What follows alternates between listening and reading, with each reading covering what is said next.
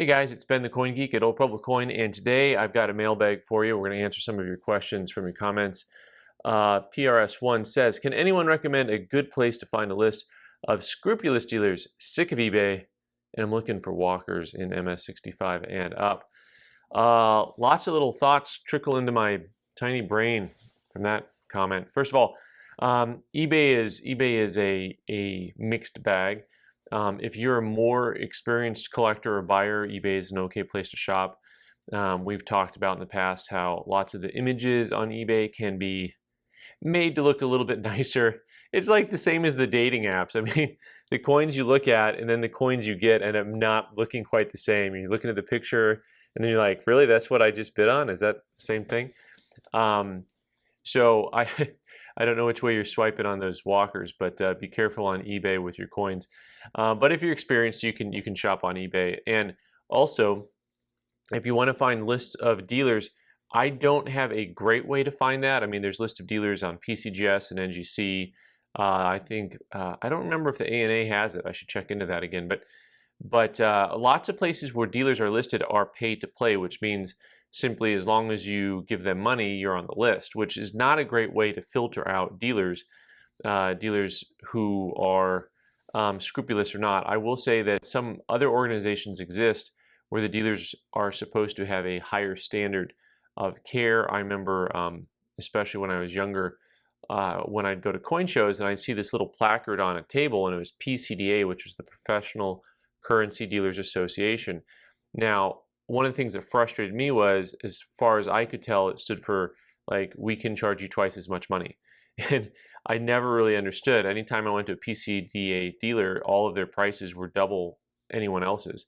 So it didn't make a whole lot of sense to me. So, but they are organizations you pay for that you can get kicked out of. So that probably doesn't help you because you wanted to know about finding scrupulous dealers. Word of mouth. I mean, if you're in your local area, start talking to guys. And start shopping around. If you have dealers in your area, I know for some of you, your nearest dealer is, a couple hours away, so it's not as easy as just, hey, let's go drive around town and visit 5 different coin shops.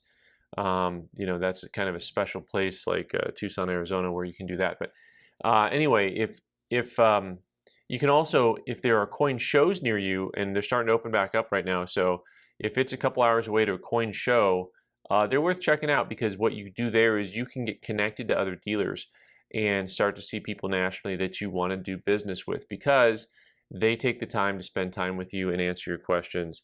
Unlike the way I answer my emails. I'm sorry, I suck at that, okay? It's just a thing. All right, Frank Chase says, in my opinion, grading companies give more latitude to Carson City minted coins. Frank, I don't find that to be true. But he goes on to explain something else, which I agree with here. Especially true when I view CCs and large GSA holders. The cheek on the CC that I showed in the video would prevent me from paying a 65 money. Given the coins shown were dimples, and I have heard many times that graders are more forgiving of dings on dimples, I would be interested in learning from you and your listeners' opinions regarding the above. So the dimple question is interesting. In some ways, they seem more forgiving of dings on dimples, because when you look at a coin and it has the proof-like fields to it, the deep mirror proof-like fields, every ding is amplified. So you really probably have the same number of contact marks on the coin grade for grade, but they show up a lot easier on those proof-like surfaces. A proof-like surface is always going to show hit marks a lot more obviously. So that is something to be aware of. And so in one regard, it is that there's almost 2 standards, because it looks like they're more forgiving because you don't see as many marks on the regular coin as you do on the proof-like. So there's a little bit of truth to that, but still, when you're shopping, look for the coin that pleases you more than anything else. So David Peterson, are you buying these coins at Bluesheet? All right. So I need to explain what Bluesheet is. So for those of you who don't know, there's a major corporation that puts out something called the Gray Sheet, which is a price guide that dealers use. It's a guide. It's like anything else. It's not perfect.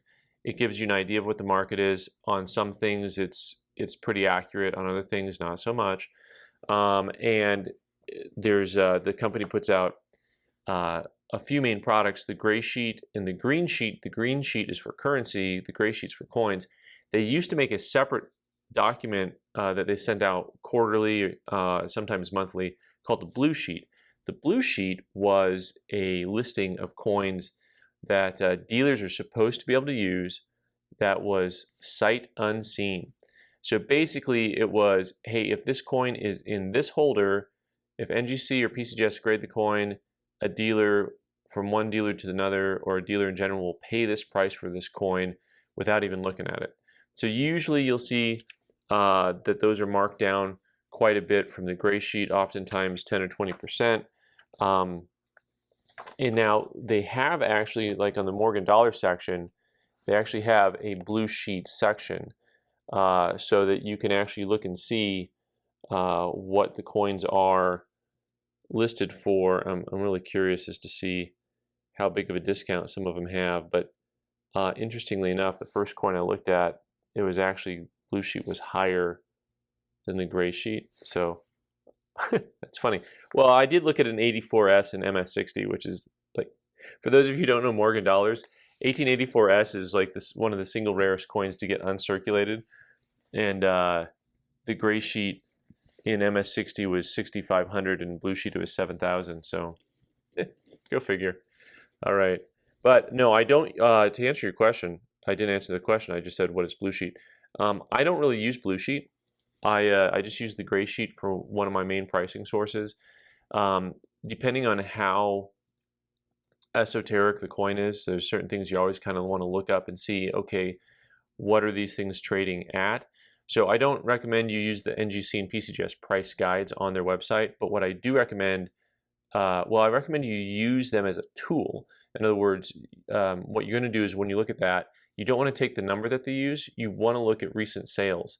So what's good about that is on their website, they show the coin, their price, and then you'll see recent sales. What's interesting is there's lots of times where their estimated price or their value is, oftentimes it's inflated. So they'll say it's worth $1,000 and you'll see the last 5 sales at $700 or $800. And so like, can you adjust it to those numbers or what? So, but it's imperfect because it's just a guide. And so at any given day, what you and I, what the dealer and the buyer, what the buyer and the seller agree on is really what the price of something is. So I don't use blue sheet. Well, in fact, I haven't looked at the blue sheet numbers in years. All right. Let's see here. Finally, Andrew Hart says, if I have approximately $1,500 to $2,000 to spend on a Carson City coin, and I don't have any Carson Cities yet, what do you recommend? I get that question a lot about just what should I buy? What should I buy? And I actually really, the weird thing about it is when I read this question, I had a coin in mind immediately. Maybe it was the price point. Maybe it was the specificity if we're looking at a Carson City Morgan Dollar. That price range, 1892 Carson City Morgan Dollar MS63. Go get one. Go find one. It's a great coin. They're hard to come by. So in the Carson City series, you've got your most common dates you see all the time, the 82 through 84. And then you kind of have like the next tier, which is like 80, 81, 85, 90. Kind of the next tier is maybe 90, 91. You have the rare ones. I've skipped 78. 78's in there, which are your 79 and your 89, which you can't really get unless you have a ton of money. You can't really get those coins uncirculated. And then there's the 92 and 93. Now the 93 uncirculated is, $4,000, $5,000, $6,000. The 92, though, that's a coin that you rarely see. And so there's different types of rarity in the marketplace, right? There's popular rarity, which is to say a coin is very popular, and so it's always very expensive.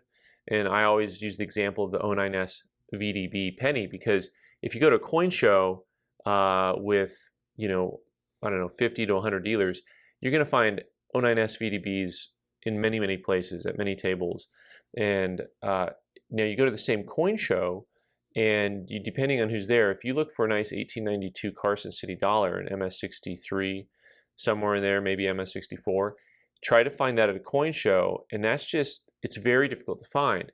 So, you know, if you were going to ask me which of those two coins would I want in a similar price range, I'd go with the dollar on this one. I just think that it's a neat coin, and it's so much harder to find than the price is. So yeah, there's different types of rarity. There's popular rarity, there's just stinking rare, and then there's this in between rarity where it's like, okay, I can't actually find this coin, even though it lists for the same price as a coin I can find all day long. They're hard to locate, and it's hard to locate a nice one. Anyway, I'm rambling now, but I love that question. 1892 Carson City, Morgan dollar. Go get you some. All right.